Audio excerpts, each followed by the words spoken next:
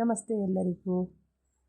ಇವತ್ತಿನ ಬ್ಲಾಗ್ ಬಂದು ನಮ್ಮ ಮನೇಲಿ ಇವತ್ತು ಸಂಡೇ ಆದ್ದರಿಂದ ಕ್ಯಾಪ್ಸಿಕಮ್ ಚಿಕನ್ ಮಾಡಿದ್ವಿ.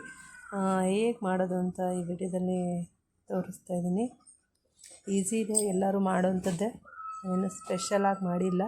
ಆದರೂ ನಮ್ಮ ಮನೇಲಿ ಹೇಗೆ ಮಾಡಿದ್ವಿ ಅಂತ ತೋರಿಸ್ತೀವಿ. ಆಚೆ ಕ್ಯಾಪ್ಸಿಕಮ್ ಚಿಕನ್ ಮಾಡೋದ್ರಿಂದ ಎಲ್ಲ ಕ್ರೀಮು ಆಳು ಮೂಳು ಏನೇನೋ ಹಾಕ್ತಾರೆ ಹೋಟೆಲ್ಗಳಲ್ಲಿ. ಅದರಿಂದ ಭಾಳ ಟೇಸ್ಟದು ಜಾಸ್ತಿ ಬರುತ್ತೆ, ಅಷ್ಟೇ ಹೆಲ್ತಿಗೆ ಎಫೆಕ್ಟು ಕೂಡ. ಆಚೆ ತಿಂದು ಬಂದರೆ ಗೊತ್ತಾಗುತ್ತೆ ನಿಮಗೆ ಏನೇನು ಪ್ರಾಬ್ಲಮ್ ಆಗುತ್ತಂತೆ. ಅದನ್ನೇ ನೀವು ಮನೇಲಿ ಆ ಕ್ರೀಮು ಬೇರೆ ಬೇರೆ ಏನೇನೋ ಹಾಕ್ತಾರೆ, ಅದನ್ನೆಲ್ಲ ಸ್ಕಿಪ್ ಮಾಡಿ ನ್ಯಾಚುರಲ್ಲಾಗಿ ಮಾಡ್ಕೊಂಡು ತಿಂದರೆ ನಿಮಗೇನು ಆರೋಗ್ಯಕ್ಕೆ ಯಾವ ತೊಂದರೆಗಳು ಬರೋದಿಲ್ಲ. ಹೊರಗಡೆ ತಿನ್ನೋದು ಬರೀ ಬಾಯಿ ರುಚಿಗಷ್ಟೇ, ಆರೋಗ್ಯಕ್ಕೆ ತುಂಬ ಕೆಟ್ಟದ್ದು. ಅದರಿಂದ ಪೂರ್ಣ ಹೆಲ್ತ್ ಹಾಳಾಗುತ್ತೆ. ನಾವೇ ಕಡಿಮೆ ಐಟಮ್ ಹಾಕಿನೋ ಅಥವಾ ಇರೋ ಐಟಮ್ನ ಹಾಕಿಬಿಟ್ಟು ಮಾಡಿದ್ರೆ ಚೆನ್ನಾಗೇ ಬರುತ್ತೆ, ಟೇಸ್ಟಾಗೇ ಇರುತ್ತೆ. ಸ್ವಲ್ಪ ಹುಳಿ ಉಪ್ಪು ಖಾರ ಚೆನ್ನಾಗಿ ಹಾಕಿದ್ರೆ ಹುಳಿ ಉಪ್ಪು ಖಾರ ತಿನ್ನೋರಿಗೆ ಅದು ಇಷ್ಟ ಆಗುತ್ತೆ. ತುಂಬ ಚೆನ್ನಾಗೇ ಬಂತು. ಯಾವಾಗಲೂ ಮಾಡ್ತಾ ಇರಲಿಲ್ಲ, ಆ್ಯಕ್ಚುಲಿ ನಮ್ಮ ಮನೇಲಿ ಮಕ್ಕಳು ಕ್ಯಾಪ್ಸಿಕಮ್ ತಿನ್ನೋದೇ ಇಲ್ಲ, ಅದಕ್ಕೋಸ್ಕರ ನಾನು ಮಾಡ್ತಾ ಇರಲಿಲ್ಲ. ಆದರೂ ತಿನ್ನಿ ಅಂತೇಳ್ಬಿಟ್ಟು ನೈಟು ಸಂಡೇ ಮಾಡಿದೆ. ನೈಟು ಸ್ವಲ್ಪ ಬೇರೆ ಥರ ಚಿಕನ್ ಫ್ರೈ ಎಲ್ಲ ಮಾಡಿಕೊಟ್ಬಿಟ್ಟು ಸಂಡೇ ಮತ್ತೆ ಮಾಡಿಕೊಟ್ಟೆ ಚಪಾತಿ ಜೊತೆಗೆ. ಚೆನ್ನಾಗಿತ್ತು. ಏನಿಲ್ಲ, ಸ್ವಲ್ಪ ಎಣ್ಣೆ ತಗೊಳ್ಳೋದು, ಎಣ್ಣೆ ಹಾಕ್ಬಿಟ್ಟು ನಂತರ ಈರುಳ್ಳಿ ಚೆನ್ನಾಗಿ ಫ್ರೈ ಆಗಬೇಕು. ಈರುಳ್ಳಿ ಅದಾದ ನಂತರ ಈರುಳ್ಳಿ ಫ್ರೈ ಆದ ನಂತರ ಟೊಮೆಟೊ ಫ್ರೈ ಮಾಡ್ಕೋಬೇಕು. ಟೊಮೆಟೊ ಹಾಕಿಬಿಟ್ಟು ಒಂದೆರಡು ಟೊಮೆಟೊ, ಒಂದು 3 ಕ್ಯಾಪ್ಸಿಕಮ್ ತೊಗೊಂಡಿದ್ದೀನಿ. ಆ್ಯಕ್ಚುಲಿ ಕ್ಯಾಪ್ಸಿಕಮನ್ನು ಚೆನ್ನಾಗಿ ಫ್ರೈ ಮಾಡಬೇಕು. ಅದೇ ರೀತಿ ಅರಿಶಿನ ಮತ್ತು ಉಪ್ಪು ಸೇರಿಸಿ ಕಲಸಿ ಅದನ್ನು ಹಾಗೆ ತಿರುಗಿಸ್ತಾ ಇರಬೇಕು ಸ್ಪೂನಲ್ಲಿ. ಆಮೇಲೆ ಸ್ವಲ್ಪ ಹೊತ್ತು ಚೆನ್ನಾಗಿ ಮುಚ್ಚಿಡಬೇಕು. ಮುಚ್ಚಿಟ್ರೆ ಅದು ಸ್ವಲ್ಪ ಕರಗಿ ಬೇಯುತ್ತೆ ಒಂಥರ. ಟೊಮೆಟೊ ಇರ್ಬೋದು, ಈರುಳ್ಳಿ ಇರ್ಬೋದು, ಆಮೇಲೆ ಕ್ಯಾಪ್ಸಿಕಮ್ ಇರ್ಬೋದು. ಅದು ಹೆಂಗಂದರೆ ಸ್ವಲ್ಪ ಸಾಲ್ಟ್ ಹಾಕಿದಾಗ ಫುಲ್ಲು ಮೆತ್ತಗಾಗ್ಬಿಡುತ್ತೆ.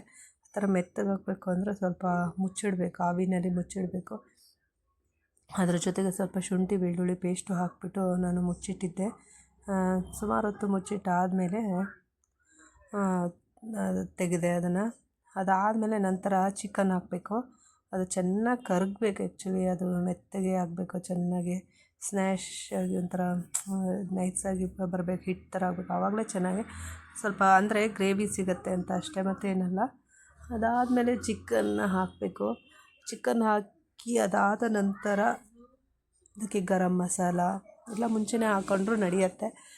ಇದಾದಮೇಲೆ ಮೆಣಸಿನ್ಕಾಯಿ ಎಲ್ಲ ಚೆನ್ನಾಗಿ ಸ್ವಲ್ಪ ಚೆನ್ನಾಗಿ ಇದಾಗಬೇಕು, ಏನಂದರೆ ತಳ ಹಿಡಿಯುತ್ತೆ ಅಂತಲ್ಲ, ಆ ಥರ ಸ್ವಲ್ಪ ಲೈಟಾಗಿ ತಳ ಹಿಡಿಬೇಕದು, ಆವಾಗಲೇ ಒಂಥರ ಟೇಸ್ಟ್ ಬರೋದು. ಅದಾದ ನಂತರ ಅದಕ್ಕೆ ಸ್ವಲ್ಪ ಗರಂ ಮಸಾಲ, ಆಮೇಲೆ ಸ್ವಲ್ಪ ಧನಿಯಾ, ಆಮೇಲೆ ಸ್ವಲ್ಪ ಜೀರಿಗೆ ಪುಡಿ, ಆಮೇಲೆ ಅದಕ್ಕೆ ಸ್ವಲ್ಪ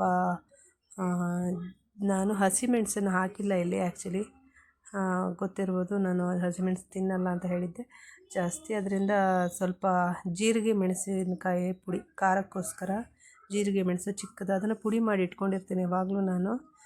ಅದು ಕಣ್ಣಿಗೆ ಕಾಣಲ್ಲ, ಮಕ್ಕಳಿಗೆ ಅದನ್ನು ಹಾಗೆ ಹಾಕಿಬಿಟ್ರೆ ಕಣ್ಣಿಗೆ ಕಾಣುತ್ತೆ, ಬಾಯಿಗೆ ಸಿಕ್ಕಾಗ ಖಾರ ಅನಿಸುತ್ತೆ. ಅದರಿಂದ ನಾನೇನು ಮಾಡ್ತೀನಿ, ಡ್ರೈ ಇರೋದನ್ನು ತಂದುಬಿಟ್ಟು ಪುಡಿ ಮಾಡಿ ಇಟ್ಕೊಂಡಿರ್ತೀನಿ. ಊರಿಂದ ತರ್ತೀನಿ, ಅದಿಲ್ಲ ಅಂದರೆ ಖಾಲಿ ಆದರೆ ಇಲ್ಲೇ ತಂದು ಡ್ರೈ ಜೀರಿಗೆ ಮೆಣಸನ್ನು ಪುಡಿ ಮಾಡಿ ಇಟ್ಕೊತೀನಿ. ಅದನ್ನೇ ಒಂದೊಂದು ಸ್ಪೂನ್ ಹಾಕ್ಕೊಂಡು ಬರ್ತೀನಿ. ಖಾರಕ್ಕೆ ಎಷ್ಟು ಬೇಕೋ ಅಷ್ಟು ಹಾಕ್ಕೊಂಡು ಬರ್ತೀನಿ. ಅದು ತುಂಬ ಖಾರ ಇರುತ್ತೆ, ಸ್ವಲ್ಪ ಹಾಕಿದ್ರೇ ಸಾಕು, ತುಂಬ ಖಾರ ಬರುತ್ತೆ. ಆಮೇಲೆ ಅದನ್ನು ಹಾಕಿ ಚೆನ್ನಾಗಿ ತಿರುಗಿಸ್ಬಿಟ್ಟು ಅದನ್ನು ಸ್ವಲ್ಪ ಅದರ ನಂತರ ಈ ಚಿಕನನ್ನು ಹಾಕಬೇಕು. ನಾವು ಜಾಸ್ತಿ ಚಿಕನ್ ತಂದಿರೋದ್ರಿಂದ ನನ್ನ ಮನೇಲಿ ವೆರೈಟೀಸ್ ಜಾಸ್ತಿನೇ ಮಾಡ್ತಾಯಿರ್ತೀವಿ. ಸೊ ಒಂದು 2 kg ತಂದರೆ 2 ಡೇಸಲ್ಲಿ ಖಾಲಿ ಮಾಡಬೇಕಲ್ವಾ. ಇರೋದು 4 ಜನ ಆದರೂ ಖಾಲಿ ಮಾಡ್ತೀವಿ. ಬಟ್ ಕಬಾಬು ಈ ಥರ ಮಾಡಿದರೆ ಬೇಗ ಖಾಲಿ ಆಗುತ್ತೆ ನಮ್ಮ ಮನೇಲಿ. ಸಾಂಬಾರೆಲ್ಲ ಮಾಡಿದರೆ ಖಾಲಿನೇ ಆಗೋಲ್ಲ. ಅದಕ್ಕೆ ಏನು ಮಾಡ್ತೀನಿ, ನಮ್ಮ ಮನೆಯವರು ಇರಲಿಲ್ಲ ಆ್ಯಕ್ಚುಲಿ, ಆಚೆ ಮದುವೆ ಗೃಹ ಪ್ರವೇಶ ಅಂತ ಊಟಕ್ಕೆ ಇರಲಿಲ್ಲ, ನಾವೇ 3 ಜನ. ಅದರಿಂದ ನೈಟು ಸ್ವಲ್ಪ ಬೇರೆ ಥರ ಮಾಡಿದೆ, ಇವಾಗ ಒಂಥರ ಮತ್ತು ನೆಕ್ಸ್ಟ್ ಕಬಾಬ್ ಮಾಡಬೇಕು. ಆ ಥರ ಸ್ವಲ್ಪ ಒಂದು ಅರ್ಧ kg ಒಂದೊಂದು ಥರ ವೆರೈಟೀಸ್ ಥರ ಮಾಡಿ ತಿಂತೀವಿ.